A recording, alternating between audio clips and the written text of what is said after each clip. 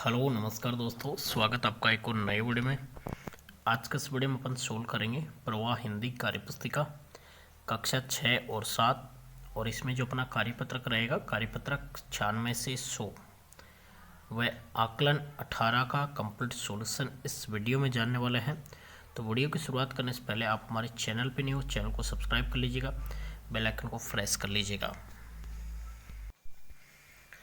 कार्यपत्रक 96 है। दक्षता रहेगी संवेदनशील मुद्दों पर अपनी तार्किक समझ अभिव्यक्त करना। निम्नलिखित गद्यांश को पढ़कर तार्किक समझ विकसित कीजिए। अरुणा 8वीं कक्षा की परीक्षा दे चुका है। अरुणा के पिताजी दर्जी है। उनका कहना है कि अब अरुणा की शादी की जानी चाहिए, इसलिए उसे स्कूल की पढ़ाई छोड़ देनी चाहिए। उसे घर के काम के साथ दर्जी का काम सीखना शुरू कर देना चाहिए। जबकि अरुणा का कहना है कि उसे आगे स्कूल में जाकर पढ़ाई करनी है, उसे दर्जी के काम में रुचि नहीं है। इस काम और शादी से उसकी आगे की पढ़ाई में बाधा आ सकती है। उसके पिताजी का मानना है कि शादी और दर्जी का काम सीखना ज़्यादा ज़रूरी है।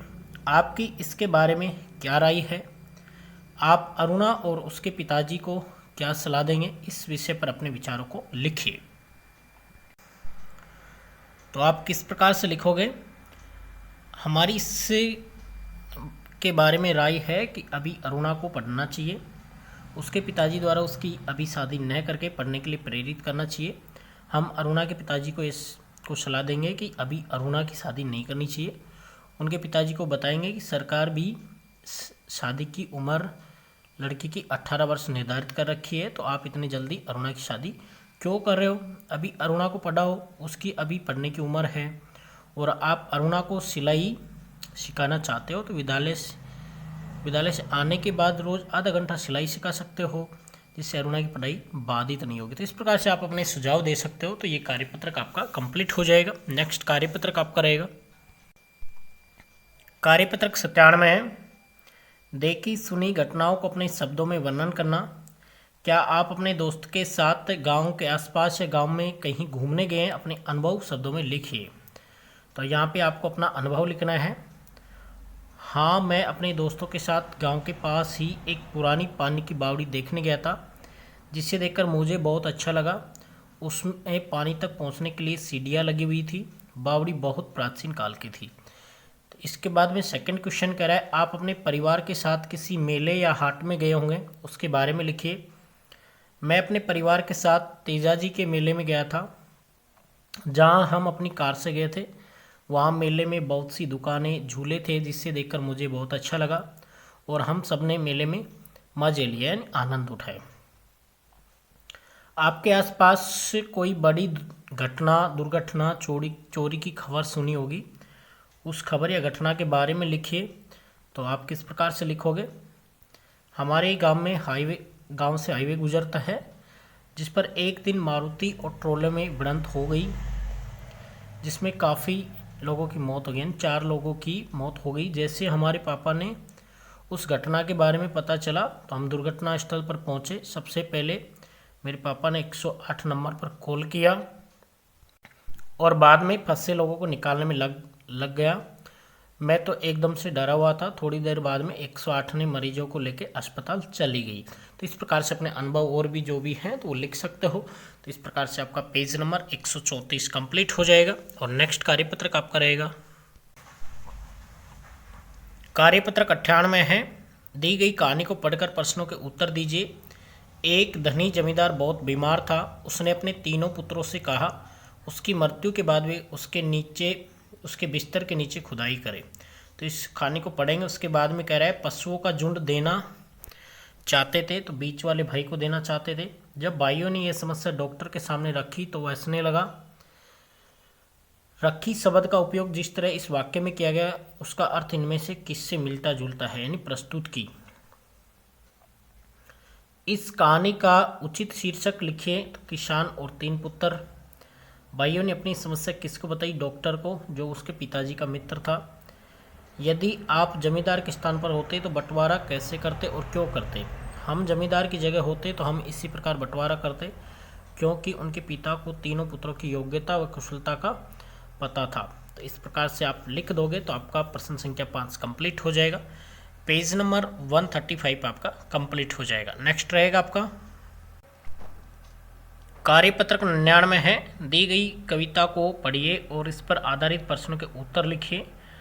हटकर बैठा चांद एक दिन माता से ये बोला, सिलवा दो मुझे माँ मुझे उनका एक मोटा एक झिंगोला।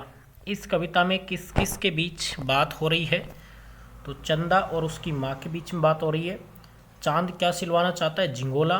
माँ को चंदा के कपड़े सिलाने में डर क्यों लगता है? क्योंकि उसका आकार बदलता रहता है। इस कविता में चंदा और उसकी माँ के बीच बातचीत हो रही है, तो इस बातचीत को अपने शब्दों में लिखिए। एक दिन चंदा अपनी माँ से कहने लगा, माँ मुझे एक झिंगोला सिलवा दो क्योंकि मुझे हवा से सर्दी लगती है। तब चंदा की माँ कहती है कि तेरा आकार कभी छोटा तो कभी बड़ा रहता है, अब तुम ही बताओ मैं कैसे सिलवा दूँ झिंगोला। तो इस प्रकार से आपका प्रश्न संख्या 4 कंप्लीट हो जाएगा। पेज नंबर 136 कंप्लीट हो जाएगा। नेक्स्ट आपका रहेगा कार्यपत्रक 100 है। गद्यांश पद्यांश को पढ़कर समझ के साथ उत्तर दे पाना। दिए गए गद्यांश को पढ़कर प्रश्न बनाकर लिखिए। तो ये आपको गद्यांश है। मेरे कमरे से बाहर जाने पर गिल्लू भी खिड़की से बाहर चलाता है, देखता रहता। तो ये कह रहा है ऊपर दिए गए गिल्लू शब्द किसके लिए प्रयुक्त हुआ है? इस प्रकार आप भी प्रश्न बनाइए। गिल्लू दिन भर किसके झुंड का नेता बनता है? तो ये प्रश्न हो गया। आपके पास कितने पशु पक्षी हैं? खाने की थाली में कौन बैठना चाहता है? काजू किसकी प्रिय खाद्य वस्तु थी? उसके बाद में गिल्लू की प्रिय खाद्य वस्तु क्या थी? तो काजू थी। आप भी प्रश्न 6 की तरह 2 प्रश्न बनाइए। गिल्लू दिन भर किसके झुंड का नेता बना फिरता? चिड़ियाओं का, गिलहरियों का, तोतों का, मोरों का। तो इस प्रकार से आप प्रश्न बना दोगे। दूसरा कह रहा है काजू किसकी प्रिय खाद्य वस्तु थी? गिल्लू की, मैना की, तोता की, उल्लू की। तो इस प्रकार से आप प्रश्न बना दोगे तो आपका प्रश्न संख्या 7 कंप्लीट हो जाएगा और ये कार्यपत्रक आपका पूरा हो जाएगा। पेज नंबर 137 कंप्लीट हो जाएगा। नेक्स्ट रहेगा आपका आकलन 18 है। नीचे एक गद्यांश दे रखा है, इसको प्रश्न पढ़ना है और इसके आंसर देना प्रश्नों को। किसान कुआं खोदना चाहता था फसल की सिंचाई हेतु, पानी निकल आया 20 से 25-30 फीट एक जगह खोदने पर। किसान कब निराश हुआ? जब उसने दूसरा कुआं खोदा तो उसमें पानी न मिलने पर किसान निराश हुआ। अलग अलग जगह 6-7 फुट खोदने पर पानी नहीं मिला, क्यों? पानी का स्तर नीचे होगा, वह अपने लक्ष्य से भटक रहा था। हमें सफलता कब प्राप्त होती है? जब हम अपने लक्ष्य के प्रति अडिग धैर्य संयम के साथ मेहनत करते हैं तो हमें लक्ष्य सफलता प्राप्त होती है। क्या परिवार में बुजुर्ग व्यक्तियों की सलाह लेना लाभदायक है? क्यों? हाँ, लाभदायक है, क्योंकि बुजुर्ग व्यक्तियों के अनुभव का फायदा या लाभ मिलता है, जिससे जैसे किसान को मिला था। इस गद्यांश में आपको क्या सीख मिलती है? हमें सीख मिलती है कि हमें अपने लक्ष्य से भटकना नहीं चाहिए। तो इस प्रकार से आप प्रश्न संख्या 7 का उत्तर लिख दोगे और ये कार्यपत्रक आपका पूरा हो जाएगा। पेज नंबर 138 आपका कंप्लीट हो जाएगा। तो आज के इस वीडियो में अपन ने जाना कार्यपत्रक 96 से 100 व आकलन 18 का कंप्लीट सॉल्यूशन इस वीडियो में जाना। तो आई होप यू आपको ये वीडियो काफ़ी हेल्पफुल रहा होगा। तो वीडियो को लाइक कर दीजिएगा, चैनल पर नहीं हो चैनल को सब्सक्राइब कर लीजिएगा। इससे पहले के कार्यपत्रक नहीं देखें तो चैनल को विजिट कीजिएगा और वीडियो अच्छा लगे तो अपने दोस्तों के साथ शेयर जरूर कर दीजिएगा। तो वीडियो को लास्ट तक देखने के लिए धन्यवाद। मिलते हैं एक नए वीडियो के साथ, तब तक के लिए जय हिंद, वंदे मातरम।